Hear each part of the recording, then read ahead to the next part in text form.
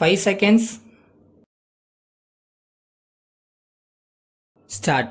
மாண்புமிகு பேரவை தலைவர் அவர்களே, ஆளுநர் உரையின் மீது நன்றி தெரிவிக்கின்ற தீர்மானத்தின் மீது பேச வாய்ப்பினை எனக்கு அளித்தமைக்காக என்னுடைய மனப்பூர்வமான நன்றியறிதலை தெரிவித்துக் கொள்கிறேன்.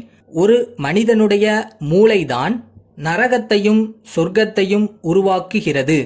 நாம் எதை நல்ல வாழ்க்கை என்று நினைக்கிறோமோ அது நமக்கு நல்ல வாழ்க்கையாகவும், அதையே கெட்ட வாழ்க்கை என்று நினைத்தால் கெட்ட வாழ்க்கையாகவும் நமது உள்ளம் அதை சித்தரித்துக் கொள்கிறது என்பது போல இந்த ஆளுநர் உரையை பொறுத்த அளவிலே நல்லவை இருக்கின்றன என்று எண்ணுபவர்களுக்கு நல்லவை பல இருக்கின்றன, நல்லவை இல்லை என்று கூறுபவர்களுக்கு இல்லை என்று வாதிடுகின்ற வாய்ப்பும் இருக்கிறது.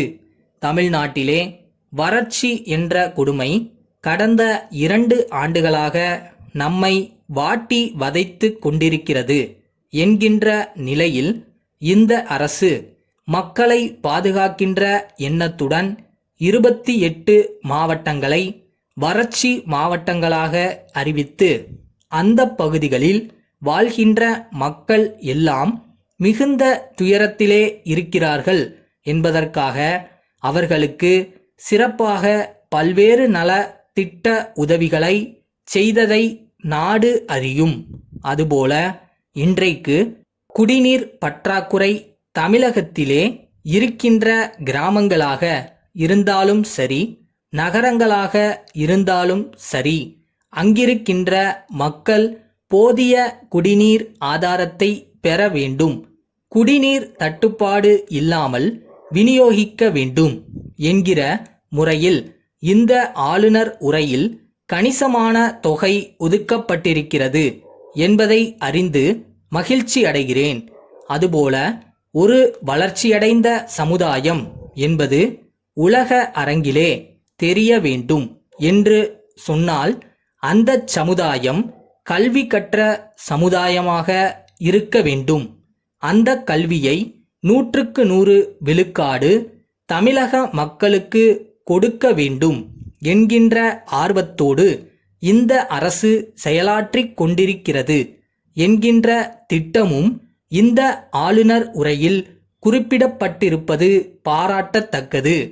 தமிழ் தமிழ் என்று சொல்லுகின்ற நேரத்தில் அறிவியல் தமிழ் என்பதை இலவசமாகவே தமிழக மக்கள் கற்றுத்தேர வேண்டும் என்பதற்காக சிறப்பு நிதியும் ஒதுக்கி பாட புத்தகங்கள் எல்லாம் இலவசமாக கொடுத்து தமிழ் மீது ஆர்வம் கொண்ட இந்த அரசு அதை செயலாற்றிக் கொண்டிருக்கிறது. அதுபோல கிராமத்திலே இருக்கின்ற அடித்தட்டு மக்களுக்கு வைத்திய வசதி என்பது மிகவும் அவசியம் என்கின்ற முறையிலே அந்த வசதியை பெற்றுத்தர வேண்டும். மருத்துவ வசதி இல்லை என்கின்ற நிலை எங்கும் இருக்கக்கூடாது என்ற நோக்கத்தோடு அரசு கிராமப்புறங்களிலே இருக்கின்ற துணை சுகாதார நிலையங்களுக்கு கட்டட வசதி செய்து கொடுக்கும் என்கின்ற செய்தி மகிழ்ச்சி அளிக்கிறது என்பதையும் தெரிவித்துக் கொள்கிறேன்.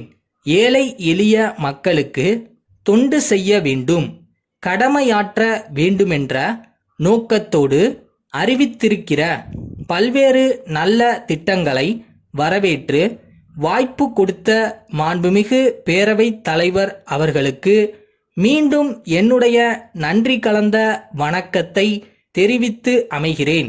சென்னை பாரிமுனையில் உள்ள மகாலட்சுமி பில்டர் உரிமையாளர், சென்னை தியாகராய நகர் கிரி தெருவில் உள்ள நில உரிமையாளர் உமாபதிக்கு எழுதும் கடிதம். அன்புடையீர், குமரன் காலனியில் தங்களுக்கு சொந்தமாக உள்ள பழைய வீட்டினை இடித்து புதிய அடுக்குமாடி குடியிருப்புகள் கட்டுவது குறித்து நாம் நேரில் கலந்து ஆலோசித்ததை அடுத்து சில விவரங்களை தங்களுக்கு அளிக்க விரும்புகிறேன். தற்போதைய மார்க்கெட் நிலவரப்படி அந்த பகுதியில் வீடு கட்ட சதுரடிக்கு தேக்கு மர கதவுகள், பளிங்கு கல் தரை, நீரேற்று மின்சார மோட்டார்கள் உட்பட 1000 செலவாகும். அலங்கார வளைவுகள் வேண்டியிருப்பின் அதற்கான உத்தேச மதிப்பீட்டை தயாரித்து தனியே வழங்குகிறோம். ஆழ்குழாய் கிணறு அமைக்க ரூபாய் 30,000 செலவாகும். தாங்கள் கேட்டுக்கொண்டபடி 5 மாதிரி கட்டட வரைபடங்களை இத்துடன் அனுப்பியுள்ளேன். மிக குறைந்த விலையில் நேர்த்தியாக அழகாக வீடு கட்டி கொடுக்கும் நிறுவனங்களில் எங்களது நிறுவனம் முதலிடம் வகிக்கிறது என்பதை அறிவீர்கள். இந்த வாய்ப்பை எங்களுக்கு அளித்தால் நவீன முறையில் கண் கவரும் விதத்தில் தங்களது வீட்டினை கட்டித் தருவேன் என்கிற உறுதிமொழியினை அளிக்கிறேன். தங்கள் நம்பிக்கையுள்ள